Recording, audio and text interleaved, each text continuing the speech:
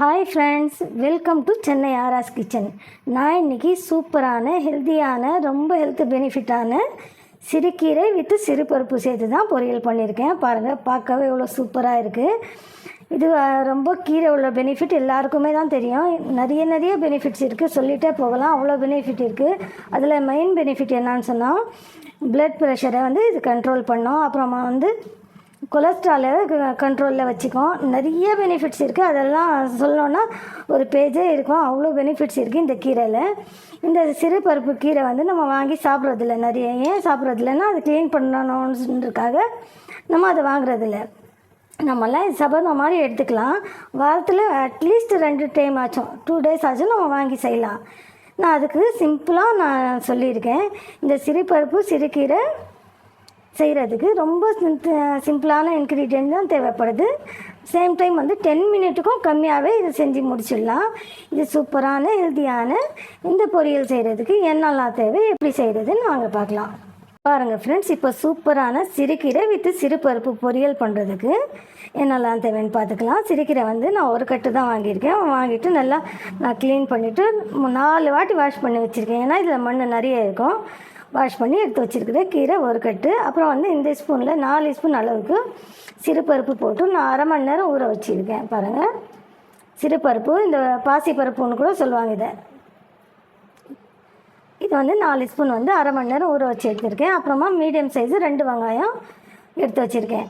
அப்புறமா 4 காஞ்ச மிளகா, கொஞ்சமாக உளுத்தம்பருப்பு, கடலைப்பருப்பு, கொஞ்சமாக கடுகு. அப்புறமா வேணும்னா சேர்த்துக்கலாம் கொஞ்சமாக தேங்காயும் மஞ்சள் தூளும், இல்லைன்னா இதை ஸ்கிப் பண்ணலாம். தேவையான அளவு உப்பும் ஆயிலும் நம்ம சேர்க்கும் போது நான் சொல்கிறேன் உங்களுக்கு.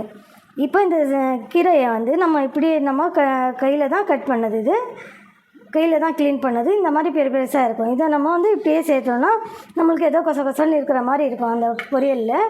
அதனால இது அழகாக நம்ம கட் பண்ணி எடுத்துக்கலாம். எங்கள் ஃப்ரெண்ட்ஸ், க்ளீன் பண்ணி வாஷ் பண்ணதுக்கப்புறம் இந்த மாதிரி எடுத்து நம்ம பண்ணிக்கிட்டோம்னா நம்மளுக்கு கட் பண்ணிவிட்டு நம்ம அப்படியே எடுத்து நம்ம சமைச்சிடலாம். நம்ம ஃபஸ்ட்டே இந்த மாதிரி கட் பண்ணி வச்சுக்கிட்டோம்னா க்ளீன் பண்ணுறதுக்கு கஷ்டமாக இருக்கும். சின்ன பீஸாக இருந்தால் அது கொஞ்சம் நிறைய வாட்டி எடுத்து போடுற மாதிரி இருக்கும். அதனால இந்த மாதிரி க்ளீன் பண்ணி வாஷ் பண்ணதுக்கப்புறம் நம்ம இந்த மாதிரி பீஸாக கொஞ்சமாக கட் பண்ணி எடுத்துக்கலாம். பாருங்கள் ஃப்ரெண்ட்ஸ், இப்போ அவன் கட் பண்ணியாச்சு. ரொம்ப மெலிசாக கட் பண்ணல. ஏன்னா ரொம்ப மெலிசாக கட் பண்ண குழம்பு மாதிரி ஆகிடும், கீரை குழம்பு மாதிரி ஆகிடும். நம்ம செய்கிறது கீரை குழம்பு கிடையாது, கீரை பொரியல் தான். அதனால் இந்த அளவுக்கு கட் பண்ணியிருந்தால் போதும். வாங்க இப்போ எப்படி செய்கிறதுன்னு பார்க்கலாம். பாருங்கள் ஃப்ரெண்ட்ஸ், இப்போ நான்ஸ்டிக் கடாய் வச்சுருக்கேன்.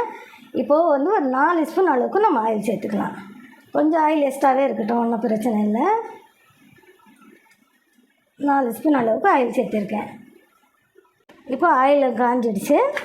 நம்ம எடுத்து வச்ச கடுகு, உளுத்தம்பருப்பு, கடலைப்பருப்பு இதை சேர்த்துக்கலாம். இது பேசிக்கான நம்ம எல்லா தாளிப்புக்கும் நம்ம பொரியல்னா இந்த மாதிரி சேர்ப்போம். அப்புறம் இது சேர்த்தாச்சு.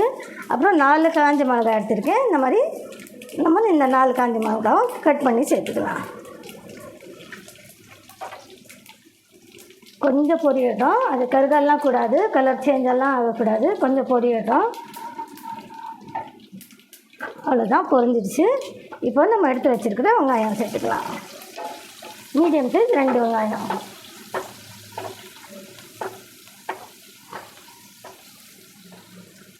இப்போ இந்த மீடியம் சைஸ் 2 வெங்காயம் கோல்டன் கலரெல்லாம் தேவையில்லை. கண்ணாடிக்கு பதத்தில் வந்தால் போதும்.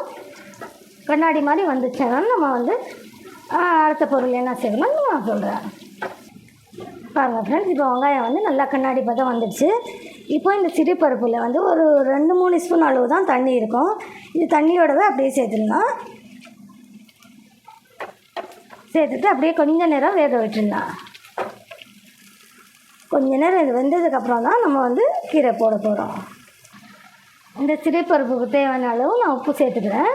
கீரைக்கு எப்போவுமே உப்பு ரொம்ப கம்மியாக பிடிக்கும். கீரை பார்க்குறதுக்கு தான் நிறைய இருக்கும். அது சமைச்சதுக்கப்புறம் ரொம்ப கம்மியாகிடும். அதனால் கம்மியாக பார்த்து நிதானமாக போடுங்க உப்பு. இப்போ ஒரு 5 மினிட் இப்படியே சிறுபருப்பு மட்டும் வேகட்டும். ரொம்ப சீக்கிரமாகவே வெந்துடும். ஏன்னா நம்ம ஊற வச்சுருக்கோம். நம்ம ஒரு கொஞ்ச நேரம் மூடி வைக்கலாம். பாருங்கள் ஃப்ரெண்ட்ஸ், இப்போ சிறுபருப்பு 50% மேலே இது வந்துடுச்சு. சீக்கிரமாகவே வந்துடுச்சு. இப்போ நம்ம எடுத்து வச்சுருக்கிற கீரையை சேர்த்துக்கலாம்.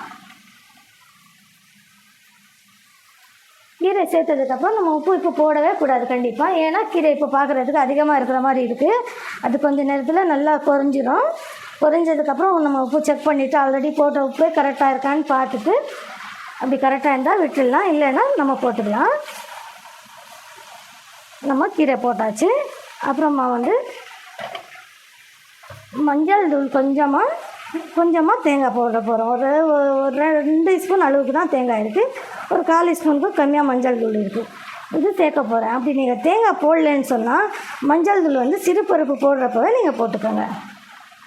அவ்வளோதான் ஃப்ரெண்ட்ஸ். இப்போ கொஞ்சம் நேரம் நம்ம நல்லா வதக்கிட்டு மூடி வைக்கலாம். நல்லா வாடிடும். வாடினதுக்கப்புறம் நம்ம கொஞ்சமாக தான் தண்ணி சேர்த்துருக்கோம். இப்போ நல்லா வாடினதுக்கப்புறம் நம்ம உப்பு பார்க்கலாம், தேவைன்னா சேர்த்துக்கலாம், இல்லைன்னா அப்படியே அதுவே போதுமான அளவு இருந்தால் போதும். நம்மளுக்கு இந்த தேங்காயும் சேர்த்து செய்கிறதுனால கொஞ்சம் நல்லா நம்மளுக்கு டேஸ்ட்டும் கொஞ்சம் சூப்பராக இருக்கும். சேம் டைம் கொஞ்சம் குவான்டிட்டியும் கொஞ்சம் அதிகமாகும். பாருங்கள், நம்ம வதக்கிட்டு இருக்கும்போதே நல்லா கொஞ்சம் வாடிடுச்சு. இது கொஞ்சம் நேரம் இப்போ சிம்மில் வச்சுட்டு நம்ம மூடி வைக்கலாம். ஃபாஸ்ட்டில் இருந்தால் தண்ணியெல்லாம் உறிஞ்சிட்டு கீரை வேகாமல் போயிடும். சிம்மில் வச்சு வேகும்போது டேஸ்ட்டு சூப்பராக இருக்கும். இப்போ நான் சிம்மில் வைக்க போகிறேன். சிம்மில் வச்சுட்டு ஒரு 5 நிமிஷம் விட போகிறேன். பாருங்கள் ஃப்ரெண்ட்ஸ், இப்போ சிம்மில் வச்சு நான் 5 மினிட் விட்டு இருந்தேன். பாருங்கள், மாஷால்லா அவ்வளோ மனமாக சூப்பராக இருக்குது. பாருங்கள், தண்ணி எல்லாமே கொஞ்சம் நல்லா வற்றி ட்ரை ஆகிருக்கு. சேம் டைம் அடி பிடிச்சி தீஞ்சி எல்லாம் போகலை. நம்ம சிம்மில் வச்சதுனால ஒரு அது தீஞ்சி போகாமல் இருக்கிறது. இன்னொன்று வந்து நான்ஸ்டிக் கடாயினால் இது தீஞ்சி போகாமல் இருக்குது. இப்போ நம்மளுக்கு நல்லா குக் ஆகிடுச்சு. 90% மேலே குக் ஆகிடுச்சு. ரொம்ப 100% குக் ஆகணும்னு தேவையில்லை. இந்த அளவு குக் ஆனால் போதும். அவ்வளோதான், நம்மளுக்கு சூப்பரான கீரை பொரியல் ரெடி ஆகிடுச்சு. இப்போ நான் உங்களுக்கு டிஷ் அவுட் பண்ணி காட்டுறேன். பாருங்கள் ஃப்ரெண்ட்ஸ், சூப்பரான என்னோடய ஸ்டைலில் நான் சிறுபருப்பு வித் சிறுகீரை பொரியல் பண்ணிட்டேன். சாப்பிட ரொம்ப டேஸ்ட்டாக இருக்கும். இதே மாதிரி நீங்களும் ஒரு வாட்டி ட்ரை பண்ணுங்கள். என்னோட இந்த வீடியோ உங்களுக்கு பிடிச்சிருந்தா என் வீடியோவை லைக் பண்ணுங்கள், ஷேர் பண்ணுங்கள், கமெண்ட் பண்ணுங்கள். ஃபஸ்ட் டைம் பார்க்குறீங்கன்னா சப்ஸ்கிரைப் பண்ணுங்கள். தேங்க்யூ.